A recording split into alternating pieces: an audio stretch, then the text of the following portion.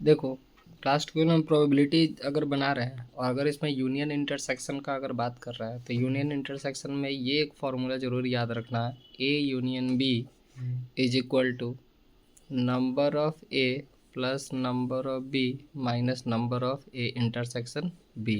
Probability के respect में जहाँ पर नंबर एन नज़र आ रहा है वहाँ पर पी यूज़ हो जाएगा। जैसे probability of E 0.6, probability of F 0.3, probability of E intersection F 0.2 दिया है। तो नॉर्मली प्रैक्टिस के लिए समझ लो कि ई यूनियन कैसे निकलेगा। तो probability of E union F को probability of A union B वाले फार्मूला पे तोड़ दो, probability of E plus probability of F minus probability of E intersection F. Probability of E 0.6 था, एफ 0.3 था, इंटरसेक्शन 0.2 था। इसको ऐड करेंगे 0.9, ये 0.2 माइनस करेंगे 0.7 आ जाएगा। अब हमसे प्रोबेबिलिटी क्या पूछ रहा है, ई स्लैश एफ। ये जो स्लैश कभी भी दिया रहेगा तो याद रखना कि डिनोमिनेटर में, ठीक है, क्या लिखा है एफ। तो जब फार्मूला सेट करोगे तो इसी का प्रोबेबिलिटी नीचे जाएगा क्योंकि प्रोबेबिलिटी फ्रैक्शन में लिखा जाता है। अब probability of E slash F दिया हुआ है, ठीक है, या ई विथ रेस्पेक्ट टू एफ दिया हुआ है, तो हमेशा पहले इंटरसेक्शन बनेगा, probability of E intersection F by probability of F, क्योंकि नीचे एफ है। ए इंटरसेक्शन एफ मेरा कितना था 0.2 था, प्रोबेबिलिटी ऑफ एफ कितना था 0.3, डेसिमल कट गया, बचा क्या 2/। नेक्स्ट क्वेश्चन में probability of F respect to E पूछ रहा है, तो ऊपर तो probability of E intersection F ही होगा, इस पर प्रोबेबिलिटी नीचे किसका होगा ई का, क्योंकि यहाँ पर ई नीचे है। अगेन ए इंटरसेक्शन एफ का वैल्यू 0.2 था, प्रोबेबिलिटी ऑफ ई मेरा 0.6 दिया था, फिर डेसिमल कट गया तो 2/6 क्या होगा 1/3। सेकेंड क्वेश्चन में प्रोबेबिलिटी ऑफ बी 0.5 दे दिया, ठीक है, probability of A intersection B 0.32 दे दिया। तो हमसे probability of A with respect to B पूछ रहा है। तो रेस्पेक्ट वाले में तो हमको पता है कि न्यूमरेटर में तो इंटरसेक्शन ही जाएगा, तो probability of A intersection B ऊपर चला गया, नीचे probability of B. A intersection B का वैल्यू 0.32, प्रोबेबिलिटी ऑफ बी 0.5 था, इसका डेसिमल हटाओगे तो नीचे 2 0, ऊपर में 1 0, 0 0 कट गया। 2 के टेबल से काट देते हैं, 2 से 32 कट गया 16 टाइम में, 50 कट गया 25 टाइम में, 16/25। थर्ड क्वेश्चन में प्रोबेबिलिटी ऑफ ए दिया हुआ 0.8, probability of B 0.5, probability of B with respect to A 0.4। हमको B with respect to 0.8 with respect to A दिया है ना, तो इसका पहले फॉर्मूला बना लेते हैं। तो probability of A intersection B by probability of A बनेगा। B with respect to A का वैल्यू 0.4 है, इंटरसेक्शन का हमको पता नहीं, प्रोबेबिलिटी ऑफ ए कितना दिया है 0.8, ये डिवाइड इधर जाकर क्या होगा मल्टीप्लाई, 8 4 जा 32, दोनों में एक एक डेसिमल है, तो टोटल वैल्यू क्या होगा probability of A intersection B का 0.32। एक चीज़ तो निकल गया probability of A intersection B. अगला हमसे पूछा probability of A with respect to B निकालिए, तो फिर से probability of A intersection B by probability of B बनेगा। ए इंटरसेक्शन बी 0.32 निकाले, प्रोबेबिलिटी ऑफ बी हमको 0.5 दिया है, अगेन डेसिमल हटाते हैं, नीचे 2 0 ऊपर 1 0, यहाँ से 0 0 उड़ा दो और 50 से 32 को डिवाइड कर दो 0.64 आ जाएगा। और फाइनली हमसे probability of A union B पूछ रहा है, क्या पूछ रहा है ए यूनियन बी। तो probability of A union B का फॉर्मूला हम लोग पहले ही सीखे हैं, probability of A plus probability of B minus probability of A intersection B, सारे का वैल्यू है बैठा दिए। फोर्थ नंबर क्वेश्चन में क्या बोल रहा है, पॉज कर लीजिए यहाँ से, ठीक है। इसमें क्या बोल रहा है 2 into probability of A equal है किसका प्रोबेबिलिटी ऑफ बी का, और टोटल दोनों का वैल्यू कितना 5/13। तो इसको पहले ऐसे सजा लो, 2 प्रोबेबिलिटी ऑफ ए का वैल्यू भी 5/13 है, यहाँ 2 मल्टीप्लाई इधर गया डिवाइड, तो 5/26 प्रोबेबिलिटी ऑफ ए का वैल्यू आ गया। प्रोबेबिलिटी ऑफ बी तो 5/13 दिया हुआ है, probability of A with respect to B दिया है, अगेन हमको रेस्पेक्ट वाला दिया तो यहाँ से इंटरसेक्शन तो निकाल ही सकते हैं। तो probability of A with respect to B के लिए फॉर्मूला बन गया probability of A intersection B by probability of B. A with respect to B का वैल्यू 2/5 था, इंटरसेक्शन हमको पता नहीं, प्रोबेबिलिटी ऑफ बी मेरा कितना था 5/13, तो 5/13 रेसिप्रोकल के। अब इसका वैल्यू चाहिए तो 13/5 क्या हो जाएगा 5/13, 5 5 कट गया, तो प्रोबेबिलिटी ऑफ ए इंटरसेक्शन भी 2/13 आ गया। अब फिर से हमसे probability of A union B पूछा तो फॉर्मूला लगा दो, probability of A plus probability of B minus probability of A intersection B. A का वैल्यू 5/26, बी का वैल्यू 5/13, इंटरसेक्शन का वैल्यू 2/13। कैलकुलेट किए 11/26 आ गया। फिफ्थ में भी प्रोबेबिलिटी ऑफ ए 6/11, बी का प्रोबेबिलिटी है 5/11, ए यूनियन बी का हमको यहाँ पर वैल्यू दिया हुआ है, किसका? ए यूनियन बी का 7/11। तो चलो, और हमसे पूछ रहा है इंटरसेक्शन के लिए, जब यूनियन दे ही दिया है तो यूनियन का फॉर्मूला डाल देते हैं। तो probability of A union B is equal to probability of A plus probability of B minus probability of A intersection B. Union का वैल्यू तो 7/11, ए का वैल्यू 6/11, बी का वैल्यू 5/11। इसका वैल्यू चाहिए, ये माइनस इधर गया तो प्लस, ये 7/11 प्लस इधर गया तो माइनस हो जाएगा। अब इनका तो काम करोगे तो 11/11 आएगा, ये 7/11 प्लस इधर गया तो माइनस, इनके बीच एलसीएम करेंगे तो 4/11, यानी फाइनली इंटरसेक्शन मिल गया। उसके बाद फिर हमसे पूछा probability of A with respect to B, formula बन जाएगा probability of A intersection B by probability of B, दोनों का वैल्यू डाल देंगे। फिर probability of B with respect to A intersection B by A, क्योंकि इस पर नीचे क्या है ए, इसका भी वैल्यू निकल जाएगा। ये नेक्स्ट क्वेश्चन थोड़ा कॉइन से रिलेटेड है, ये समझोगे, ठीक है। सबसे पहले बोल क्या रहा है कि एक कॉइन को 3 बार टॉस करते हैं, तो सबसे पहले ये समझो कि कॉइन में फेस कितने होते हैं? 2 फेस होता है। 2 फेस होते हैं। कितने बार टॉस कर रहे हैं? 3 बार। तो टोटल इवेंट तो मेरा हमेशा 8 आने वाला है। अब टोटल इवेंट कितने तरह का आएगा? एक तीनों में हेड आएगा, हेड हेड टेल आएगा, हेड टेल टेल आएगा, हेड टेल हेड आएगा, टेल हेड हेड आएगा, टेल टेल हेड आएगा, टेल हेड टेल आएगा, या फिर तीनों में टेल आएगा। इतना सारा इवेंट बन सकता है, ठीक है। यानी टोटल इवेंट क्या हो गया? 8।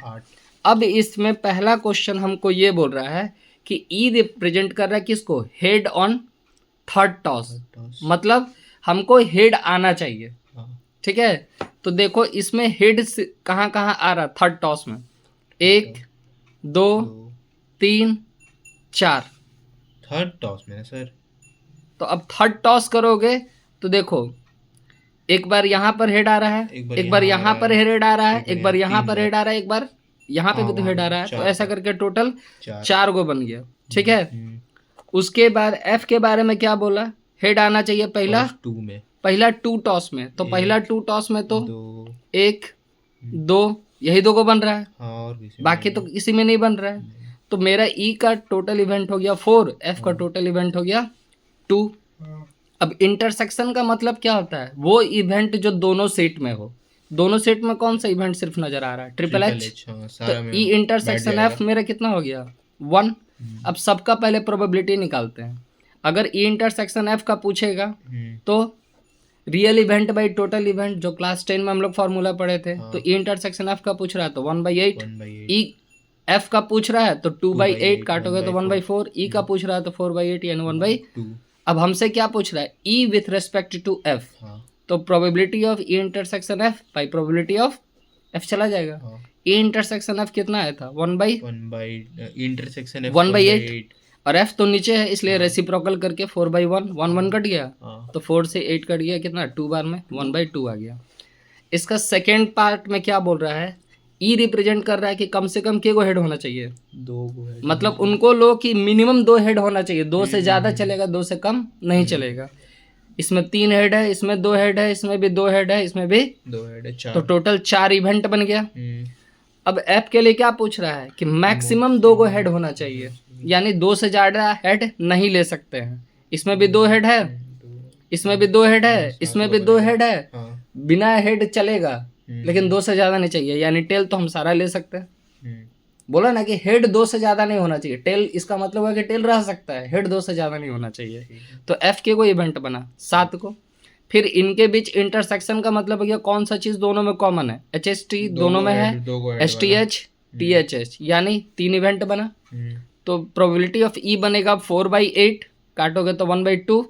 प्रोबेबिलिटी ऑफ एफ बनेगा 7/8, प्रोबेबिलिटी ऑफ ई इंटरसेक्शन बनेगा 3/8। अगेन हमको probability of E with respect to F पूछा, तो probability of E intersection F by probability of F. Intersection का प्रोबेबिलिटी 3/8, 3/8 एफ नीचे था इसलिए एफ का प्रोबेबिलिटी 7/8 को 8/7 कर दिया 3/7। अब इसमें थर्ड वाले में पूछ रहा है, ये क्या बोल रहा है, मैक्सिमम के को टेल होना चाहिए, मैक्सिमम 2 टेल, यानी इसका तो मतलब हुआ कि 3 टेल को हटा के सबको ले लेते हैं तब। हाँ तो देखो ई में बता दिए 3 टेल को हटा के बाकी सबको अगर लेते हैं तो 7 को इवेंट बनेगा। हाँ इसमें बोल रहा है मिनिमम एगो टेल होना चाहिए, एक से ज्यादा चलेगा। हाँ तो जितना भी टेल है मतलब जिसमें भी टेल वाला सारा लेना खाली हेड को छोड़ के, तो ट्रिपल हेड हटा देते हैं FB7। तो ई इंटरसेक्शन एफ क्या बनेगा, इसमें 6 को कॉमन आएगा। कौन से 2 हटेगा, ट्रिपल एच हटेगा, सोचो दिमाग लगाओ, ट्रिपल एच हटेगा। देखो एक में तुम्हारा ट्रिपल एच हट गया, एक में तुम्हारा ट्रिपल टी हट गया, तो दोनों अच्छा हाँ ट्रिपल टी हट गया, ठीक है हट गया ना। तो सब में इसमें से भी एक हो गया, इसमें से भी एक गया, तो 6 को ना ऊपर नीचे बचा। हाँ तो ए इंटरसेक्शन एफ कितना हो गया 6। तो probability of E intersection F 6/8 यानी 3/4। प्रोबेबिलिटी ऑफ ई और एफ दोनों 7/8। Again probability of E with respect to F पूछा, तो A intersection F by F करो। ए इंटरसेक्शन एफ कितना आया था 3/4 और इसका 7/8 का 8/7 काट दो 6/7। इसका जैसे अगला नंबर जो क्वेश्चन है ना 7, इसमें है 2 कॉइन टॉस वंस। देखो भले एक बार टॉस कर रहे लेकिन कॉइन के गो है 2, तो फिर क्या करोगे, अगेन हमको 2 का पावर 2 ना बनेगा। तो इसमें टोटल मेरा 4 इवेंट हो सकता है जिसको हम टोटल इवेंट बोलेंगे। अब ये क्या हो सकता है, हेड हेड हो जाए, टेल टेल हो जाए, हेड टेल हो जाए और टेल, ये 4 इवेंट बन सकते हैं। अब हमको सबसे पहले पूछ रहा है ई, बोल रहा है टेल अपीयर ऑन 1 कॉइन, मतलब टेल जो है एक बार अपीयर होना चाहिए। एक बार 3 बार होगा, 3 को हो गई, तो ये 3 हो गया। हाँ।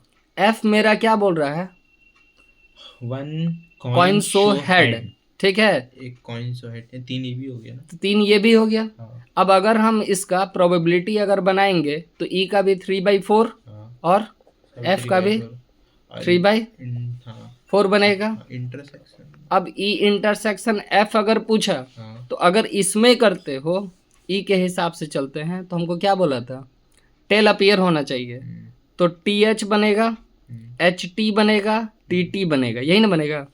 और इसमें भी क्या बोला था कि हेड अपीयर होना चाहिए, तो HH बना, TT छोड़ के सब TH बना और HT बना। तो TH ठीक है, HT यानी कौन से कितना इवेंट अपीयर हो, 2। तो इसका क्या होगा 2/4 यानी 1/2। अब हमसे probability of E with respect to F पूछ रहा है, तो probability of E intersection F by probability of F. E intersection F 1/2 आया, ई तो एफ है ना, एफ तो नीचे था, 1/2 था ना, एफ कहाँ गया, 3/4 था, तो यहाँ 4/3 2/3। समझे, कॉइन वाला सारा बन गया। एक और इसका दूसरा भी उसी तरीके का है, बोलो क्या बोल रहा है, नो टेल अपीयर ई में, ई में बोल रहा है कि टेल होना ही नहीं चाहिए। तो अगर टेल नहीं होगा तो मेरे पास एक ही को बनता है, हेड हेड का, ये एक बन गया। इसका प्रोबेबिलिटी बना देते हैं 1/4, ठीक है। एफ का बताओ, नो हेड अपीयर, हेड नहीं अपीयर होगा तो फिर खाली टेल होना चाहिए, हेड अपीयर नहीं होगा, नो हेड अपीयर मतलब एक भी हेड नहीं चाहिए। पहले तो टेल अपीयर में भी तो फिर नो टेल अपीयर में भी तो फिर वही हो जाएगा ना, नो टेल अपीयर ई में, तो ई में अगर टेल अपीयर नहीं हो तो खाली हेड बचा। और अगर दूसरा में क्या बोल रहा है, दूसरा में बोल रहा है नो हेड अपीयर, अगर हेड अपीयर नहीं होगा तो खाली टेल बचेगा, यही ना बचेगा। वही इसका भी प्रोबेबिलिटी क्या बनेगा 1/4। लेकिन अब यहाँ पे ई इंटरसेक्शन एफ नहीं बन पाएगा, नहीं बन पाएगा, यहाँ पे 5 बन जाएगा। तो अगर हमसे कोई probability of E with respect to F अगर पूछता है तो E intersection F by F बोलेगा ना, तो यहाँ पर क्या लिखेंगे 5 हमको डालना पड़ जाएगा, नल सेट बोलते हैं, तो ये नल सेट बनेगा फिर उस कंडीशन में, ठीक है।